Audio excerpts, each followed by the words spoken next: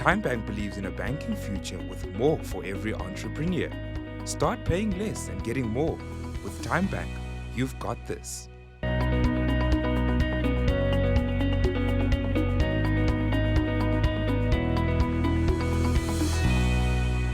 Access to doctors with a click of a button. This is one of the many opportunities and conveniences that digital transformation has brought to us. Welcome to another episode of Small Business E-volution. I am Nontobeko Gumede.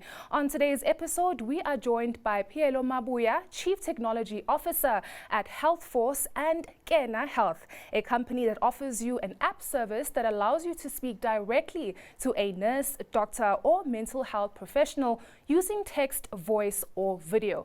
Pheello joins us to unpack e-commerce in the South African healthcare sector and the service offerings of their company. Pheello, thank you very much for joining us. Thank you very much. It's good to be here. What sparked your interest in also investing in online marketplaces within the healthcare space? The need is pretty self-evident. We live in a country where you have a big disparity in terms of provision of healthcare. We have a huge majority that is underserved in terms of healthcare, and it's out of reach and making it difficult for people to afford and also achieve quality outcomes. So you take that and you marry it with the evolution of technology, the proliferation of smartphones, then the solution kind of lends itself to figuring out how do you then use this tech in order to deliver quality healthcare. So when those two worlds collide, then you're able to provide quality, affordable healthcare at very reasonable rates, because then you don't have the overheads of infrastructure like offices and doctors' rooms and those type of things. Now you have a smartphone in your hand, you can talk to a nurse or a doctor. And we also have mental health practitioners, which basically covers a broad spectrum of the healthcare needs, especially for the most common cases of conditions that people have. So that's where the idea came from, basically. Convenience and efficiency within a touch of a button, which is crazy, because when you're looking at South Africa on its own, we are quite slow when it comes to just digital transformation within a variety of sectors. But when you're looking at your own app, how is the public receiving it, and how was the process in even building something like that? We've had pretty strong uptake. We are just over a year old, and we've already struck up over 200,000 downloads. And then, impressive. And then we are getting great reception from our users. Basically, we're getting 4.8, 4.9 Google Store ratings, even on the App Store. And what I find fascinating is that it's normally on the supply side, the service provider side, that is slow to do the transition to more modern tech with the digital transformation, because consumers are craving for this. I mean, we live in the global economy where other companies that are moving quickly, you see that users actually uptake when they want to try something new, see if it works.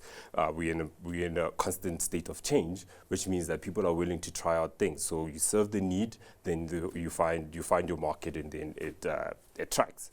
So it's quite a lot of effort. Like I'm not saying it's as easy as flicking a button in terms of getting something like this built, yeah. But it's like, and you also have to be cognizant of the particular market that we operate in.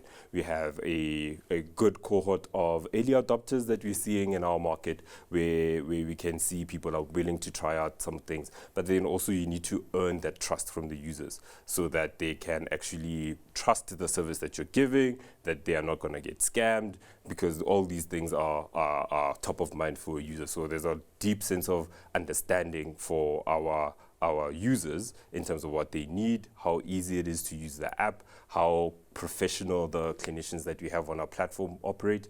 All of these are trust markers, so that our users feel comfortable. We're also changing minds around what can actually be done on a telemedicine platform. How difficult is it for someone like yourself as an entrepreneur to put yourself out there for investors to see the vision and to want to invest a lot of funding or money into the vision that you have?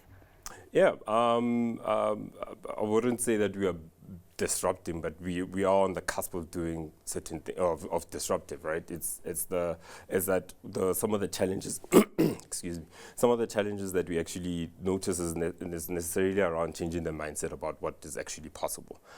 You have an economy in South Africa where you've got very large established businesses that to a certain degree dictate how healthcare is delivered in the country, and you as an upstart, what you're looking to do is to find that niche that you can carve out for yourself, and then realize value in that space. So the investors that have come on board with us are people that share that vision, that they see the opportunity, the growth potential, and us delivering this particular service can lead to outcomes. Obviously, we are building for shareholder value, but while we're building for shareholder value, we're also making sure that we're delivering on our mission to deliver quality healthcare. And as long as we're doing those things, I think we can grow quite well. The market is not that great in terms of finding investors. It's a hard job because on one side you're looking for investors, but you're also looking for the right type of partners. So finding that fit, because you want to be able to have a conversation with your investors to go like, we are doing A and not B because we are trying to achieve a particular thing.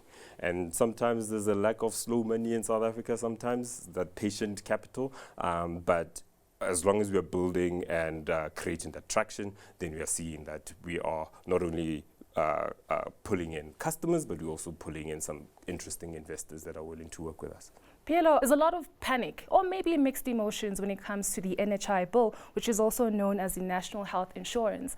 But from someone who has built this online marketplace within the healthcare sector, what opportunities or risks does this bill offer? From an insurance perspective, there's a lot of opportunities, right? Particularly for organizations like ours that are trying to deliver affordable healthcare. And what you're looking at is that on the provider side, it makes sense because ultimately, if you're trying to deliver quality outcomes for our patients and you want to serve as many people as possible, you want to make sure that people have access to that.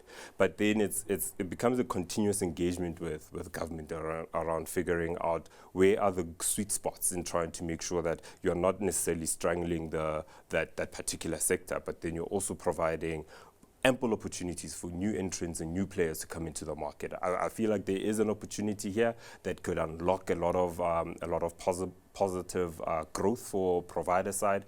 I know on the funder side there's some concerns there, but I'll just speak on the provider side because that's where we play.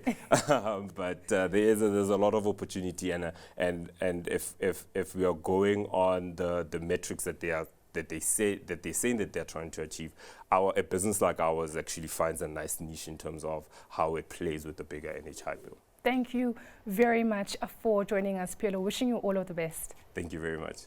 That was the Chief Technology Officer at Kena Health, Pheello Maboea, offering us insights on digital transformation within the healthcare sector. That's it from me and the team. Stay tuned for more on Business Day TV.